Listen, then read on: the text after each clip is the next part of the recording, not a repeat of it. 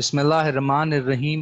Assalamu alaikum students. My name is Mohammed Farhan Khan Abbasi and you're watching Executive Coaching Center's Zoom online video session.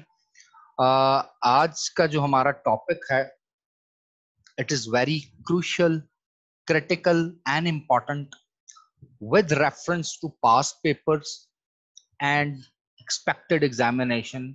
The reason being is that कि ये हमारा सबसे बड़ा non traditional security threat बन चुका है। मैं इंशाल्लाह आपको एज ए होल भी emerging non traditional security threats के नाम से एक टॉपिक पे इंशाल्लाह आने वाले दिनों में काम करवाऊंगा, लेकिन फिल वक्त ये बड़ा इंपॉर्टेंट टॉपिक रहा है। इस टॉपिक के इंपॉर्टेंट होने की रीजन आपके पास्ट पेपर्स चाहे CSS के हैं, PMS के हैं, PCS के हैं, IES इंडियन एडमिनिस्ट्रेटिव सर्विसेज के हैं, कहीं के भी हैं, आप लोगों को अगर आप पास्ट पेपर्स को देखते हैं तो आपको समझ आएगी कि कितना ज्यादा इंपॉर्टेंट टॉपिक रहा है। टॉपिक है global warming, threats of global warming, इसकी अकरेंसेस की कॉजेटिव फैक्टर्स। हम और आप इस वक्त जिस तरह कोविड-19 को as a non traditional security threat face कर रहे हैं, इस तरह ग्लोबल वार्मिंग भी एक नॉन ट्रेडिशनल सिक्योरिटी थ्रेट है, ट्रेडिशनल सिक्योरिटी थ्रेट नहीं है। तो इसको भी हम और आप विटनेस कर रहे हैं। और पिछले 20 सालों में since the advent of 21st century एक बहुत बड़ा ग्लोबलाइजेशन की वजह से इंटरकनेक्ट हुआ है, एक ग्लोबल विलेज की वजह से पूरी दुनिया मिल गई है, एक दूसरे से कनेक्ट हो गई है। चाहे रेल के आपके नेटवर्क्स हों, चाहे आपके एयर ट्रैवलिंग हो, चाहे आपके सी रूट्स हों फॉर ट्रेड, क्योंकि 92% अभी भी सी बॉर्न ट्रेड है पूरी दुनिया में, 92%। तो फिर उसके असरात होते हैं इसी सी वाटर पे, सी लाइफ पे, मैरीन लाइफ पे, आपकी अर्थ पर, आपकी जो क्रस्ट है, जो अपर पोर्शन, जो लेयर है जिसके ऊपर मैं और आप आबाद हैं या जिंदगी आबाद है, इसी तरह हमारे इर्द गिर्द एटमॉस्फेयर पे। तो अगर पूरी दुनिया को साइंटिफिकली मैं डिवाइड करना चाहूं तो 3 स्फीयर हैं पूरी दुनिया के या इंसानी जिंदगी के इर्द गिर्द। एक को हम बायोस्फीयर कहते हैं, जिसको ओवरऑल जिंदगी जहां जहां मौजूद है। और अगर इसकी फर्दर डिवीजन की जाए तो इस बायोस्फीयर में फिर 3 स्फीयर आते हैं। एक लिथोस्फीयर है, खुश्की वाला एरिया, चट्टाने, जमीनें, पहाड़, रेगिस्तान, जहां आबादियां आबाद हैं। उसके अलावा एक और एरिया है जिसमें गैसवस इनवेलप है, इसको एटमॉस्फेयर कहते हैं। और एक ओशियानिक एरिया है जिसमें समंदर, पानी वगैरह, जो कुछ ऑलमोस्ट 70% ऑफ द टोटल अर्थ है। इस ग्लोबल वार्मिंग की वजह से ये सारे स्फीयर डैमेज हो चुके हैं। इसके ऊपर काफी काम भी किया गया है। 1992 से onward professionally Kyoto protocol, international global warming summits, green energy, human friendly utilisation of energy, और इस तरह के बहुत से आपको प्रोजेक्ट्स नजर आएंगे जिसमें मुशर्रफ साहब के एरा में मिलेनियम डेवलपमेंट गोल, पूरी दुनिया में 40 के करीब गोल डिफाइन हुए थे, जिसमें से एक ये है। आज के मौजूदा पाकिस्तान में मिलियन ट्रीज सुनामी जो है वो ही ग्रीन पाकिस्तान के नाम से है। गो ग्रीन प्रोजेक्ट्स आप देखते हैं, तो इसके पीछे जाहिर है कुछ ना कुछ तो एग्जिस्ट करता है। और चूंकि आप भी जानते हैं, मैं भी जानता हूं कि अब बहुत ज्यादा तादाद में जो नेचुरल बैलेंस है, बहुत ज्यादा अमाउंट में ये इम्बैलेंस की तरफ जा रहा है। चाहे वो हाई सी लेवल हो, सी लेवल का रेज कर जाना हो, चाहे वो इंसेक्ट्स की ग्रोथ की प्रोलिफरेशन हो। जितना लंबा अरसा ह्यूमिडिटी का और गर्मी के पीरियड का होता है, तो ये इनकी ग्रोथ और प्रोलिफरेशन के लिए, इंसेक्ट्स के लिए बहुत इंपॉर्टेंट होता है। ये 1000 नहीं, मिलियंस की तादाद में अंडे बच्चे देते हैं। तो ये हम देखते हैं। और आपको टिड्डी दल के नाम से तो अब आप वाकिफ हो चुके होंगे। इसी तरह लाहौर में और पाकिस्तान के और एरियाज में आप स्मोक को देखते हैं। भारत में स्मोक वाला कॉन्सेप्ट पिछले 10 साल से चल रहा था। कोविड-19 की वजह से जब पूरी दुनिया को बंद किया गया तो एक बड़ा ही ड्रामेटिक शिफ्ट आया वेदर ट्रांजिशन में, नेचुरल लाइफ हमें नजर आई। तो उससे पता चला कि हमने कितना बर्डन कर दिया था अपने लिथोस्फीयर को, एटमॉस्फेयर को और ओशियानिक एरियाज को। तो अब इस तमाम के तमाम एस्पेक्ट्स को हम एक नए पैराहे में डिस्कस करने की कोशिश करेंगे, और मैंने कुछ काम भी किया तो मैं एडअप भी करूंगा, और इसको अपने जहन में बिठा के रखेंगे कि इससे मुतल्लिक कोई भी टॉपिक अगर हमें पूछा जाए तो हमने उसको एड्रेस करना है। मैंने अपने टॉपिक के आगाज में पहले बता दिया कि हम बात तो ग्लोबल वार्मिंग में करेंगे, बट नाउ इसको हम नॉन ट्रेडिशनल सिक्योरिटी थ्रेट के पैराहे में डिस्कस करने की कोशिश करेंगे। तो चलते हैं जी अपनी स्लाइड्स की तरफ। हमारे सामने मौजूद है जी टॉपिक। अगर आप देखें, मैं स्क्रीन को थोड़ा बड़ा भी कर देता हूं ताकि आपके लिए पढ़ने में आसानी भी हो। वो कहता है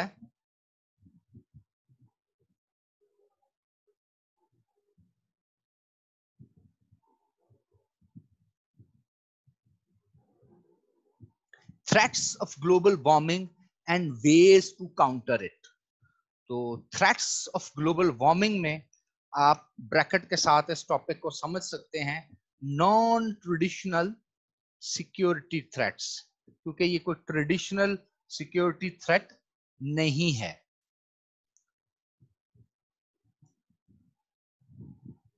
मेरा इंशाल्लाह बड़ी जल्दी एक लेक्चर रिकॉर्ड होगा, आप लोगों के लिए भी होगा। बेसिकली तो आईआर का है, ग्लोबलाइजेशन ऑफ वर्ल्ड पॉलिटिक्स, एक आईआर की बड़ी इंपॉर्टेंट रिकमेंडेड बुक है, रेफर्ड बुक है, John Baylis and Patricia Owens की।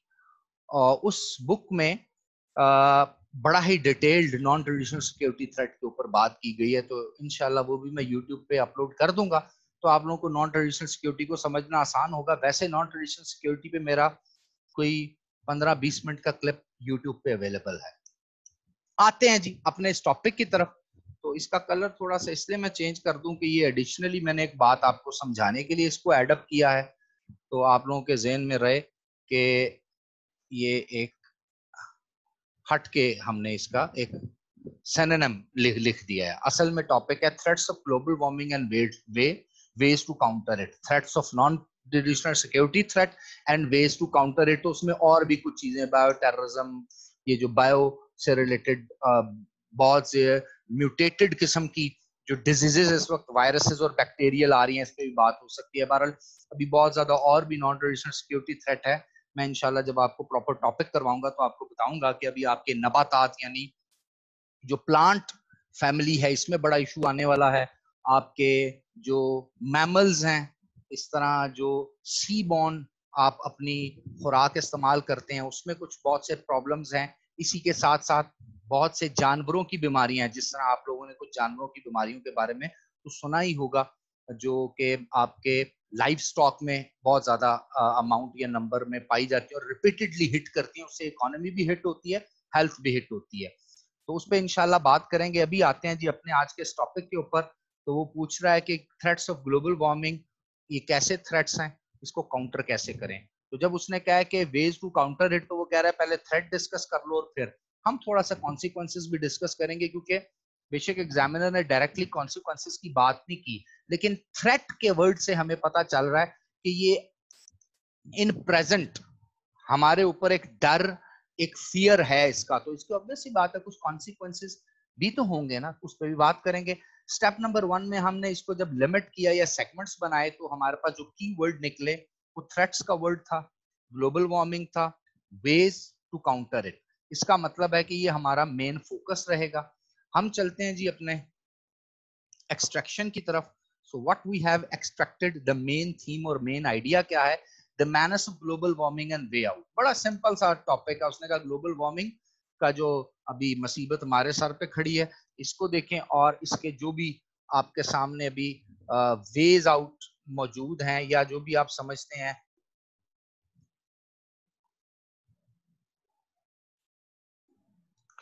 अच्छा जी, manners of global warming and way out, जाहिर है इसका कि इससे कैसे बाहर निकला जाए। Threats posed by natural phenomenon of global warming and measures to restrict this natural tragedy. Obvious सी बात है, वेज आउट या रिस्ट्रिक्ट करना ज्यादा खूबसूरत वर्ड है कि अब बिल्कुल तो एलिमिनेट नहीं किया जा सकता इस एग्जिस्टिंग ट्रुथ को, इससे बिल्कुल तो बचा नहीं जा सकता।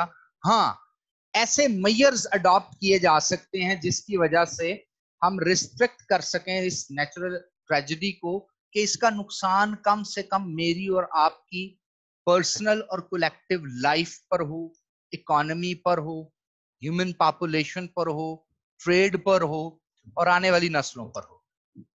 तीसरे स्टेप पे जाते हैं। तो थर्ड स्टेप में वो बात कर रहा है मेजर वेरिएबल्स का, फीचर्स का।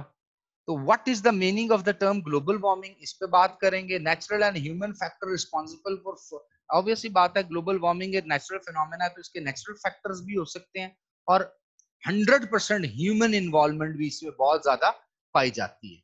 उसके बाद आते हैं तो मेन फीचर्स अगर इस टॉपिक के देखें तो कुछ और भी हैं। Natural threats to due to global warming, global warming की वजह से कौन से नेचुरल थ्रेट्स हैं। थ्रेट्स टू ह्यूमन सिविलाइजेशन कौन से हैं, सोसाइटीज, जियोपॉलिटिक्स को कौन से थ्रेट्स होंगे, जियो इकोनॉमिक्स को कौन से थ्रेट्स होंगे, natural balance on planet earth क्या होगा, और जियोपॉलिटिक्स के साथ साथ हम एक और चीज ऐड कर देते हैं, जियो स्ट्रेटेजिक फैक्टर कौन से होंगे जिन ममालिक को ये ज्यादा हिट करेगी, और अगर वो ममालिक स्ट्रांग होंगे तो अल्टीमेटली वो जमीन का कौन सा हिस्सा कहीं और ट्रांसफर अपनी पॉपुलेशन को करने के लिए ढूंढेंगे, कौन सी जगह खाली कराई जाएंगी। तो डिफेंस एंड स्ट्रेटेजिक स्टडीज भी ग्लोबल वार्मिंग के पर्सपेक्टिव में पढ़नी पड़ेगी, क्योंकि जब वाटर लेवल हाई रेज कर जाएगा, शहर डूबना शुरू हो जाएंगे, अर्थक्वेक्स आना शुरू ज्यादा तादाद में हो जाएंगे, तो 100 एंड मिलियंस ऑफ पॉपुलेशन जो है वो होमलेस भी होगी और फिर कुछ ना कुछ इश्यूज होंगे, तो उसके ऊपर भी बात जरूरी है। तो ये पॉइंट रह गया था, मैंने ऐड कर दिया। प्रैग्मेटिक मेजर्स इसके क्या है, इसको ओवरकम किया जाए, इससे बेहतर वर्ड अभी हमने आपसे शेयर किया, रिस्ट्रिक्ट किया जा सके। इस प्रॉब्लम को आप किस हद तक रिस्ट्रिक्ट कर सकते हैं, रिस्ट्रिक्शन यानी लिमिटेशन उसकी क्या हो सकती है। थिंकिंग पैरामीटर क्या होंगे, वेरी सिंपल जी।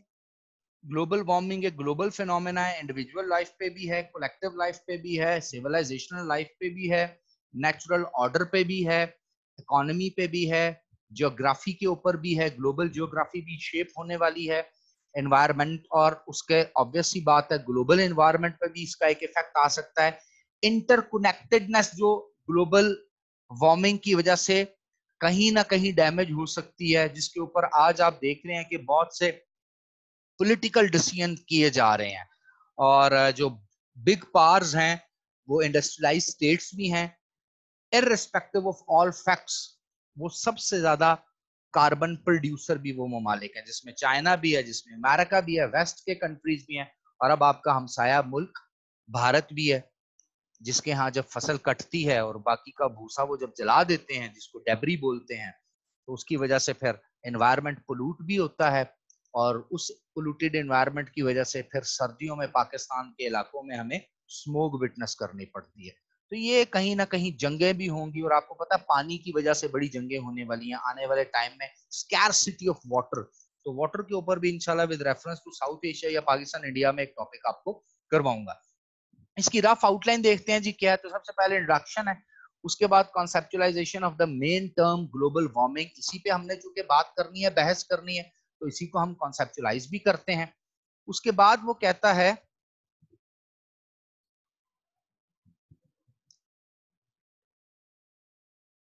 जी, उसके बाद कहता है existential threats emancipated by global warming. तो ऊपर चूंकि हमने एक लिस्ट बना ली होती है मेन फीचर्स क्या हैं, तो डायरेक्टली ग्लोबल वार्मिंग के एग्जिस्टेंशियल थ्रेट्स क्या हैं इसी पे आना है, क्योंकि उसने कहा था ग्लोबल वार्मिंग से क्या नुकसान होने वाले हैं और इसका वे आउट क्या है। तो एग्जिस्टेंशियल थ्रेट्स सोशल भी है, पॉलिटिकल भी है, इकोनॉमिक भी है, उस पर डिटेल में बात की जाएगी। प्रैग्मेटिक मेजर्स इसको काउंटर करने के लिए, कंक्लूजन। तो चूंकि ग्लोबल वार्मिंग के एग्जिस्टेंशियल थ्रेट्स ही ग्लोबल वार्मिंग के कॉन्सिक्वेंसेस भी हैं, रिजल्ट भी है, कुछ हम फेस कर रहे हैं, कुछ आने वाले दौर में अदवार में हमें फेस करना पड़ेगा। और ग्लोबल वार्मिंग का फिनोमेना हम कॉन्सेप्चुलाइजेशन वाले पैराग्राफ में कर देंगे, तो इसके ऊपर ब्रेनस्टॉर्मिंग कर लेते हैं। तो अब आते हैं नेक्स्ट स्टेप की तरफ, दैट इज कॉल्ड ब्रेनस्टॉर्मिंग। तो मैंने कुछ ब्रेनस्टॉर्मिंग आप लोगों के लिए इस फिनोमेना से related scientific point of view से की है, और जो लिटरेचर में हमारे पास टर्म्स मौजूद हैं उसको अंडरस्टैंड करने की कोशिश की है। Gradual rise in average temperature of the planet Earth. Planet Earth का जो टेम्परेचर है वो जब आहिस्ता आहिस्ता रेज करता है, वो वापसी की तरफ नहीं जाता, फिर अगले साल उसी पे स्टिक करता है या उससे ऊपर जाता है या उससे ऊपर जाता है। तो इस ग्रेजुअल राइज ऑफ टेम्परेचर की वजह से भी ग्लोबल वार्मिंग होती है। Emergence of green house effects, तो जब ये आपका अर्थ गर्म हो रही है और साथ साथ पोल्यूशन ऊपर जा रही है, तो ये एक गैसवस इन्वेलप है अर्थ के इर्द गिर्द, जिसको एटमॉस्फेयर कहते हैं। इसकी 5 लेयर है, इसमें स्ट्रेटोस्फेयर है, ट्रोपोस्फेयर है, मीजोस्फेयर है, थर्मोस्फेयर है, आयनोस्फेयर है। तो जी ये जो एटमॉस्फेरिक लेयर्स है ना, इसमें जो जमीन के करीब 3 है, स्ट्रेटोस्फेयर और ट्रोपोस्फेयर, इन दोनों लेयर्स के करीब करीब ही जहां पर बादल जिस एरिया में होते हैं उसके इर्द गिर्द, बादलों से पीछे थोड़ा सा ऊपर हाइट पर अगर आप जाएं ऑलमोस्ट 30 किलोमीटर के करीब, तो एक अनसीन, ना नजर आने वाला ऐसा गर्दो गुबार का एक एनवेलप बन जाता है, जो कि सूरज की जो शुआएं आसमान से जमीन पर आती हैं उसको अल्ट्रा वायलेट रेज कहते हैं, जो टच होके वापस निकलती हैं क्योंकि उनकी वेवलेंथ बहुत ज्यादा होती है। लेकिन जब वो वापस जमीन के एनवायरनमेंट से ऊपर की तरफ जाती हैं, तो अब इन जो सन रेज हैं इनका नाम होता है इंफ्रारेड, क्योंकि पेनिट्रेट तो वो कर जाती हैं उसी गैसवस इन्वेलप के उस पोल्यूटेड एरिया में से जिससे ग्रीन हाउस बना होता है हमारे इर्द गिर्द, क्योंकि उनकी वेवलेंथ ज्यादा होती है। जब जमीन पे टच करके कुछ जमीन में अब्सॉर्ब हो जाती हैं और जब वापस एनवायरनमेंट में यानी स्पेस में उसको थ्रो होना होता है, तो वो जो गैसवस एनवेलप है वो उसको रोक लेता है और फिर वो वापस जमीन में होती है या जमीन के इर्द गिर्द रिवॉल्व करती हैं। इस ग्रीन हाउस इफेक्ट की वजह से जो टेम्परेचर है वो मेंटेन भी रहता है और रेज भी करता है, और इसकी वजह से बहुत नुकसान होते हैं। इसकी वजह जो है high concentration of carbon dioxide है, कार्बन मोनोऑक्साइड है, मीथेन है, क्लोरोफ्लोरोकार्बन CFC है। याद रखिएगा कार्बन डाइऑक्साइड और कार्बन मोनोऑक्साइड ये ज्यादातर प्रोड्यूस होती हैं जब आप बर्निंग ऑफ फॉसिल फ्यूल बहुत ज्यादा करते हैं, जिसमें कोल है और आपका जो फ्यूल पेट्रोल आ जाता है, इसको फॉसिल फ्यूल कहते हैं। मिथेन, क्लोरोफ्लोरोकार्बन, ये भी फैक्ट्री के जो मटेरियल होता है, वेस्ट प्रोडक्ट्स होती हैं, एनवायरनमेंट में जाता है, उससे बनता है, ट्रांसपोर्ट से बनता है, ह्यूमन पॉपुलेशन से बनता है, और एक्टिविटीज होती हैं जमीन पे ये बनता है। ये तो सिर्फ एयर पोल्यूशन है। Speedy depletion of ozone layer, तो ओजोन लेयर भी डिप्लीट होती है और ऑस्ट्रेलिया के ऊपर से तो आपको पता है बहुत ज्यादा डिप्लीट हो चुकी है, जो कि अभी कोविड-19 में जब दुनिया लॉकडाउन का शिकार थी तो काफी हद तक वो रिकवर भी होना शुरू हो गई थी। याद रखिएगा ये तो सिर्फ एटमॉस्फेयर है। लिथोस्फेयर पे क्या होता है, बहुत ज्यादा गर्मी पड़ जाने से वेदर शिफ्ट हो जाती है, ओशियानिक करंट बनते हैं, गर्म हवाओं के नए से नए इन वो जो है वो सिस्टम्स दाखिल होते हैं डिफरेंट जगहों पर। जो इक्वेटिक एरियाज हैं और जो नॉन इक्वेटिक एरियाज है, दोनों तरफ जो वेदर शिफ्ट की वजह से बारिशें कम ज्यादा होती हैं, प्रोलॉन्ग्ड मॉइस्चर वाला या ह्यूमिडिटी वाला पीरियड चलता है, इसमें फिर जमीन पे इम्बैलेंस होता है इंसेक्ट्स का, और ऑब्वियस ही बात है फिर उस इम्बैलेंस की वजह से फूड चेन इफेक्ट करती है। फिर साथ साथ चूंकि गर्मी बहुत ज्यादा है, तो जमीन में जो नॉर्दर्न एरिया है, दुनिया का जो नॉर्थ है, वो ठंडा तरीन इलाका है, बर्फ है।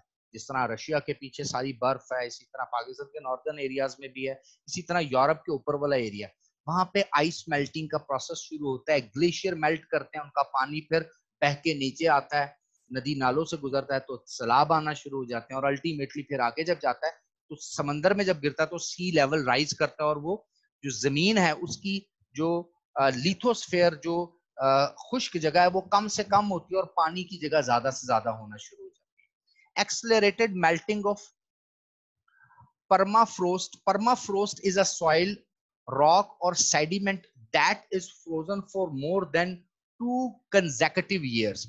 In areas not overlain by ice, it exists beneath a layer of soil, rock, or sediment which freezes and thaws annually and is called the असल में परमाफ्रोस्ट ये एक ऐसी लेयर होती है जो 2 साल तक जो जमी हुई फ्रोजन एक लेयर है, वो भी गर्मी की वजह से पिघलना शुरू हो जाती है। High intensity and frequency of floods increase, और मैंने फ्लड्स की जो रीजन है उसका एक प्रोसेस आपको बता दिया कि वो कैसे चलते हैं।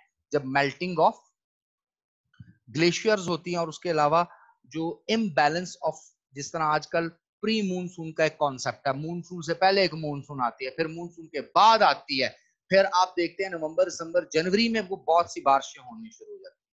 अब existential threats emancipated by global warming और इसके कॉन्सिक्वेंसेस, इस पे हमने बात करनी होगी। ग्लोबल वार्मिंग को तो हमने कॉन्सेप्चुअलाइज कर लिया। कुछ पॉइंट्स जो अभी इसमें मैंने नहीं, वक्त की कमी की वजह से लिखे, वैसे मैं आपको जुबानी बता देता हूँ। जो नेचुरल रीजन है ग्लोबल वार्मिंग की, वो तो ऑब्वियस सी बात है, वॉल्केनिक एक्टिविटी की वजह से भी होती है। वो वॉल्केनोस भी इरप्ट होते हैं और बहुत ज्यादा उसकी वजह से कार्बन डाइऑक्साइड पैदा होती है और बहुत ज्यादा गर्मी भी हो जाती है। तो वॉल्केनिक एक्टिविटी बढ़ती है तो उसकी वजह से टेक्टोनिज्म, प्लेट जो जमीन की प्लेट्स हैं उनका बैलेंस भी नहीं रहता और फिर अर्थक्वेक आने के चांसेस भी बढ़ जाते हैं। अब थ्रेट्स क्या होगा, अब जरा देखें जो इंसान के काम है ओवरऑल, तो उसकी वजह से क्या हुआ। ग्रीन हाउस गैसेज में जिस तरह आपको बता चुका हूं कि carbon dioxide, carbon monoxide, methane, chlorofluorocarbon, CFC है। तो जब emission of green house gas होगा इंडस्ट्री से, ट्रांसपोर्ट के दौरान और excessive use of fossil fuel से, तो इसके रिजल्ट में gradual rise of average temperature होगा ग्लोबली, जो मैंने अभी आपको बता दिया ग्रीन हाउस इफेक्ट के अकॉर्डिंगली।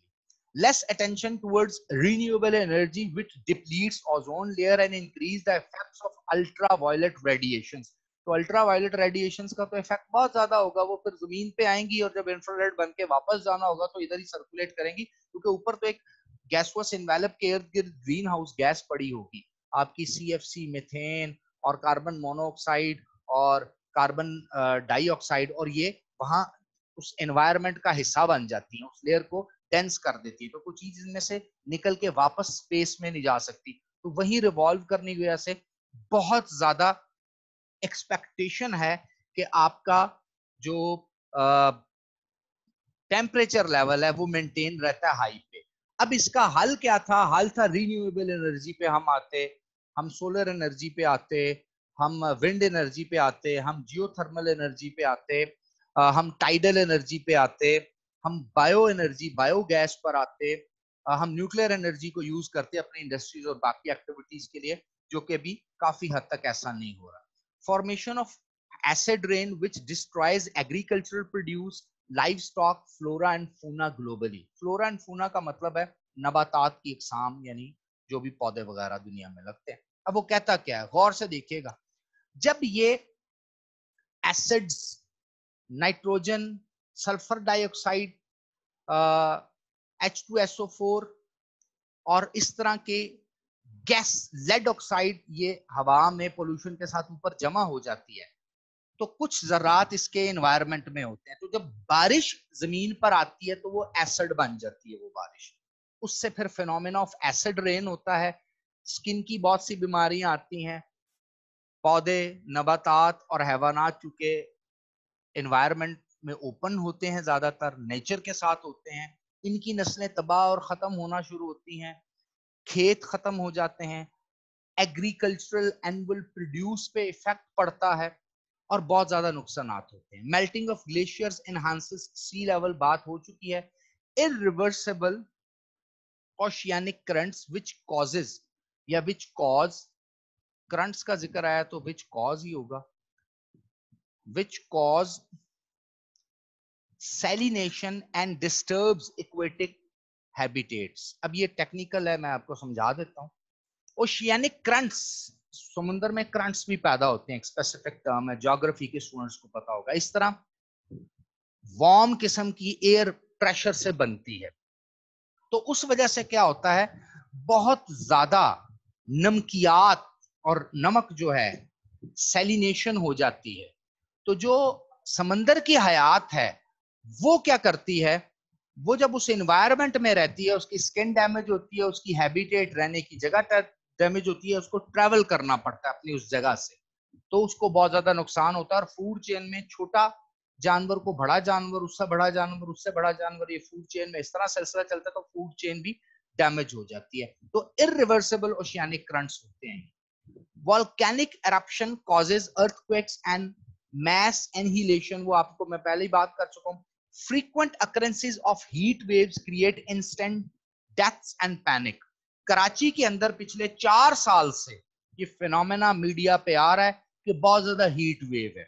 आप अगर पर्शियन गल्फ को देखें और मिडल ईस्ट को देखें तो बहुत ज्यादा हीट वेव वहां पर होती है. और ये आज से नहीं, पिछले 20 साल से सऊदी अरबिया में, मस्कत में, ओमान में, उसके अलावा यूएई की रियासतों में, उसके अलावा इराक में, उसके बाद कुवैत में, उसके बाद शाम में, उसमें लेबनान में, ईरान का एरिया कुछ आ जाता है. यहाँ पर हीट वेव चलती हैं जो इंसानों के लिए और जानवरों के लिए पैनिक भी क्रिएट करती हैं. और कराची में तो हमने आज से 3-4 साल पहले बहुत ज्यादा हीट वेव का इशू जो है वो देखा था. उसके अलावा अगर आप देखें, more prone to drought, famine and refugees. तो मोर प्रोन वर्ल्ड कैसे बन गया है, ज्यादा शिकार कैसे हो गया है? खुश्क साली होती है. जब हवाएं खुश्क होंगी, बारिश नहीं होगी, तो उसको खुश्क साली कहते हैं. खुश्क साली के नतीजे में कहत पड़ता है क्योंकि पौधे और फसलें अपनी प्रॉपर प्रोड्यूस नहीं पैदा कर सकते और रिजल्टेंटली लोगों को वो जगह छोड़नी पड़ती है. रेफ्यूजीज होते हैं और फिर बर्डन उन जगहों पे आता है जो ज्यादा ग्रीनरी है.